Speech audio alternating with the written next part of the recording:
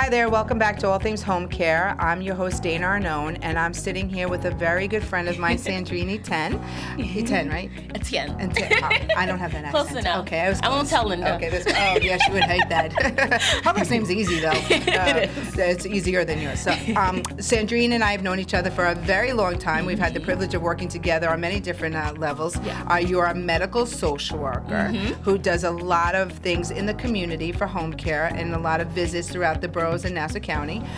So I always like to start out by saying, a little bit about yourself and what does a medical social worker mean? The term medical, because not everybody is a medical social worker. Sure. So what does that mean? So basically, for my particular job that I do, I work for a major healthcare system in the area, and what I do is I go to the homes. So, because there is medical social work in the hospitals, but I don't do the hospitals. I do the home visits. So I go in, the nurse may recommend that they get a social worker just because they might be having a hard time adjusting to their illness, or they might be dealing with a recent loss or some sort of a stressor that they're having a hard time dealing with. So I go in and I assess the situation, and then we talk about the different services and what types of access as far as the community resource that might be available that can help them. All right. So you and I first met many, many years ago. You're working in a rehab facility, Yes. skilled facility. Yes. So that type of social work is helped you do medical social work in the home, or was it completely different? Completely different. Really? Like, You like home better?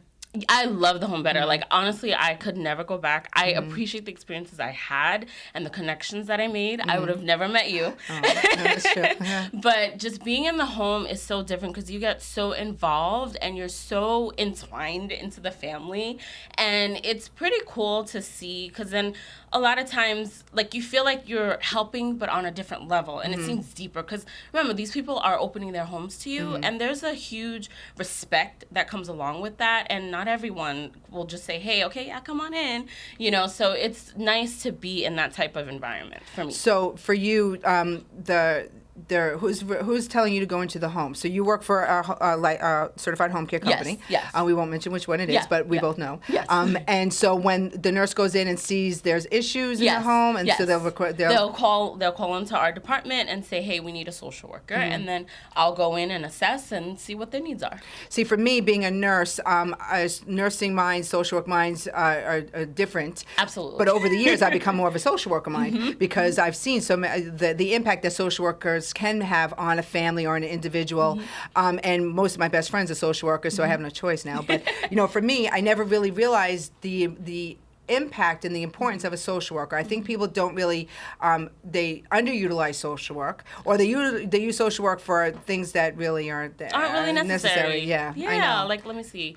One of the things might be okay, and listen, I'm not saying that I don't know insurance per se, but sometimes I'll get a call, oh, hey, Sandrine, they're having an insurance issue or some sort of a question. Or a billing problem. A billing issue. And I'm like, well, I can't call, let's say, for example, if it's Empire, I can't call Empire for them. They have to call for themselves and dispute that. So, like, with that, it seems, while it may seem appropriate, it's not really appropriate. However, if someone is dealing with the loss of their loved one, like their spouse, listen, I have people, they've been married for 50 years, and then all of a sudden their spouse it just passes away all of a sudden, and they need help with that. And sometimes it's as an afterthought. Not all the time, but sometimes the nurses may not think, or someone might not think that, oh, hey, let me put in the social worker. You know what I'm saying? Yeah. See, for me, one of the biggest things that we see a lot is, the elderly now are becoming isolated. They're homebound where they were never homebound before, so their life circumstances have changed.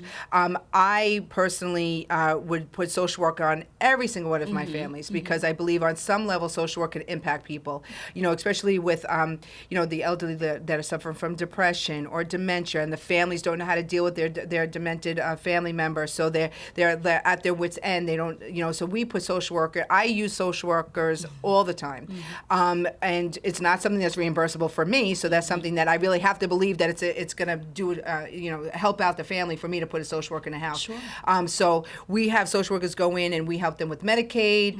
We help them with applying for Medicaid. I know that you used to help us with that as well. Yes. We do little psychosocial analysis of families to see exactly what the background was and a little bit of how we can help, make their lives a little bit better. Absolutely. But a lot of times you find that you're going in for the patient or the family or both. It's both, but honestly, I feel that it's more so the family. I think so too. Yeah. Giving them that support systems. Yeah. So when you go in, do you talk about entitlements? I do. I talk about like things like Medicaid. So my particular agency, we a huge payer source for us is Medicare, and so I go in and I talk to them about some of the services that are available through Medicare, which unfortunately is not a lot for home care, and then I have to talk about, well, maybe have you considered Medicaid, or maybe you have some sort of long-term care insurance that we could tap into that might give you the services that you need. So under Medicare, because people are probably going to ask this question, I know I'm going to get this phone call. So the if someone says my family member is depressed, or my mom doesn't want to go outside, or we're seeing a change in mom's behaviors. A lot behavioral health is a big thing social workers deal with all the time. Medicare does not cover social work alone. No, they don't. Right. So if someone's looking for that social worker to come in and they have Medicare, they would have to have another skill issue in the home. Sure. And then they bring social worker in. Which is really, it's sad because sometimes there's social things that, they don't mean to be mobile and physical and don't need that extra care, but they do need that guidance that a social worker can provide. And support. And support system. So there are social workers that I deal with that are able to go in by themselves and bill Medicare, which is something that we'll talk about on another podcast. But for you, primarily, you're going in because there was a skilled issue going on, a need for nursing or physical therapy, and they're bringing you in as a support to the family. Absolutely. So do you ever do multiple visits, or is it just a one-time thing? So interesting that you asked that question. So years ago, Medicare used to be way more lenient, I'll say, but now they've shortened the visits a lot.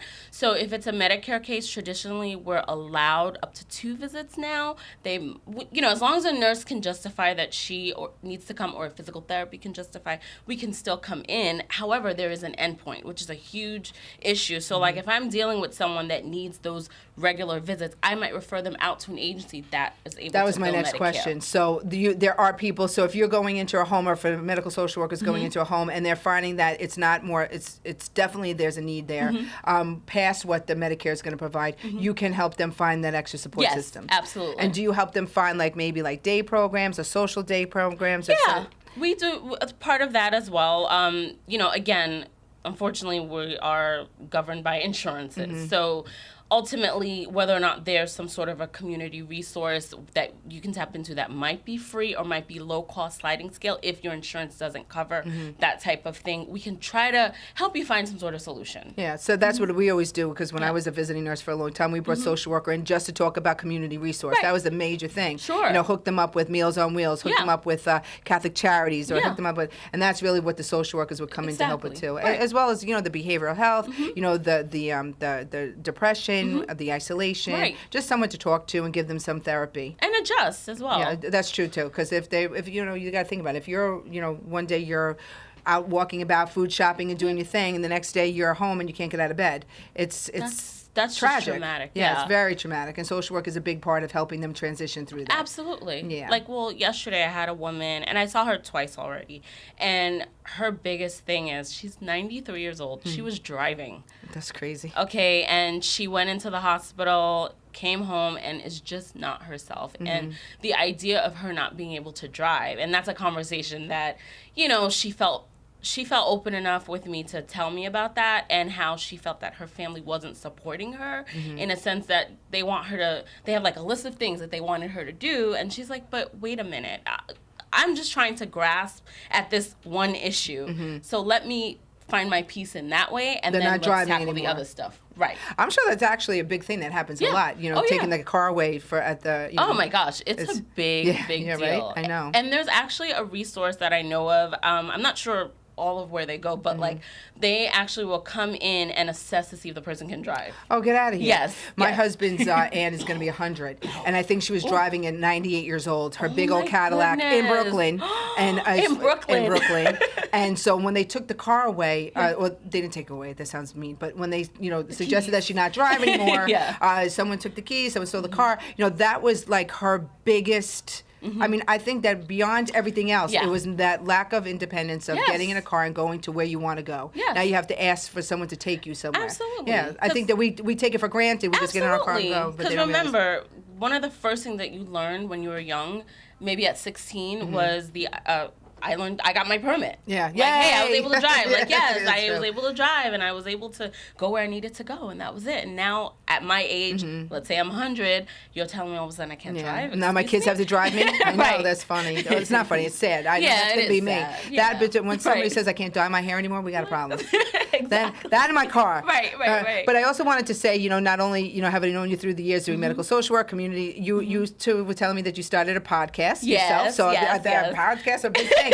Because you and I feel the same way, that there's a lot of information that we can share with people. Yes. And a podcast is a great way to get that message out Yes, and it's help the perfect people. form. Yes. Perfect. So what's your podcast about? Because So- I'm going to come on your podcast. Oh, next. yes, you are. Okay, very good. Okay, so basically, I come in and I talk to people like yourself, and we offer education and support and guidance and helping people to know the different things that may be available to them. Let's say they're going through some sort of life-changing experience that they might need support. There's a variety of things that you could be going through that you don't even realize. Like, hey, well, I heard about this on this podcast, and maybe I can apply this to whether, even if it's not for yourself, maybe for a loved one, someone that you love, an aunt, an uncle, your mom, your dad, your grandparents, all these different things. Yeah. And just having that opportunity where you hear from someone who's been through it, who has that experience, I think is just so mind-blowing and so empowering in a way. Yeah. See, that's why I feel like everybody that I brought on so far, I've known them and I've done the job. So, Exactly. but no one wants to listen to Dana talk Right, all day. right. So I figured let me bring some other people on Yeah. and maybe and talk it in a different perspective and say it in a Exactly. different way, and so people can see that there's a lot of people out there that want to share information. Yes. We're all in this world together. Absolutely. So I feel like if Sandrine can talk about something that Yes. somebody may be able to benefit from. Especially, I don't think people realize that community medical social workers can really help and guide you and give the information that maybe you're looking for, instead of just making all these random phone calls or Googling whatever. Right. The social workers will come to the house and really help And support them. give you like a checklist of the different things that you can do, the steps that you can take to help you just to deal with this. Yeah. So do you have a name for your podcast? Jen? Yes, You do? So stay tuned, but the Misguided Notions podcast. Oh, look at you. Because I like again, that. yes, there so are very again- misguided notions out there. Yes, I yes, know, very exactly. good. There's a lot of Yes. misguided notions out there, and I hope that by talking to people like Dana, Arnone, who knows like the ins and outs of this business, just to have like some sort of a guide and a tool for you should you be going through a situation that you might need assistance with. People like her can be so helpful to you, and let's share our stories. Let's do it. Sharing because the stories. the best Yes. thing that you can do is to talk about your real life experiences, because you will be surprised how much you can change someone else's life. And not only that, but you can realize that there's other people going through similar situations. Yes. Everybody thinks that I laugh all the time when I get a phone call from a family. They'd be like, I have a 95-year-old, and I'm like, yes, your story is just like many other stories. They all think that they're experiencing this by themselves, and that they're the only ones that has a demented parent at home. But they don't realize that there's many people in the same situation. Absolutely. And just by listening to maybe knowing that a social worker can come help, or Yeah. that there's many families out there that have struggles, similar struggles. So Exactly. I tell them all the time, I hear the story 100 times a day. Yes. And yes, we can help you, and yes, we Yes. can guide you, and this is what you can Sure. do. But I'm a firm believer in social work. Yay. I probably should have been a social worker, but I chose know. nursing. I don't know why. But I feel that social work for me is, nursing, social work, and the home health aides, and definitely physical therapy, but are the core in keeping people home. Yes, absolutely. And the benefits that the social worker can provide, and just the knowledge base that the social workers can provide to those families, Exactly. is really could sometimes make the difference in between someone really staying home safely and Right. emotionally stable versus having to go to a a nursing home or whatever, or Yeah. to me, everybody wants to be home. So Right, I think that absolutely. they should tap into the other things that maybe they're not aware of. Right. And that's what our podcast is all about, is really Yes. trying to give that information out to people. Educating, and I think that's great. Educating, yes. I'm an That's educator great. now. Yes, you are. There you You've go. always been an No, educator, no, believe it no, or not. no, Yes, no, you no, have. I don't think so. You do. I think I just so. like to talk. Not you. She educates. No, I just needed a forum that I can continue talking. That's all it really Right. was. My husband is so sick of listening to me, so I had to do this. But Sandrine, I love you. I think that it's been thank you for coming on and sharing your story. Yes. I'm eager to see your podcast, Yes, because now yes. I don't even watch my own, so I'll definitely watch yours. You'll listen. You'll listen. listen, It okay. won't be video. I'm not that. Okay, but maybe you'll get I'm a there. little camera shy. Sorry. Oh, no. Anyway, so I want to say thank you so much. Yes, We won't thank talk about the you. company that you work for Yes. because we just won't. Yes. But just know that there are many Medicare home care companies Yes, that utilize there is. medical social Yes, workers. yes. So if you're in the process of receiving home services from your Medicare provider, go through a certified home care agency, and you feel as though you would like some information that a social worker can provide you, ask your nurse that's coming or your physical therapist if you can request a social worker to come and help you out a little bit. Yes. Or if you want, call me, Dana Arnone, 516-308-4840, or visit us at Reliance. What is it? I always forget. RelianceHSSNY.com. I know everybody else is website, but my own, RelianceHSSNY.com. You can, shoot me an email, just ask me some questions. I'm sure Sandrine will be very happy to help. Absolutely, anytime. Okay, Thank great. you so much, Thank you. Dana. I love. Thank you. Very good. Take care. All right. Bye bye.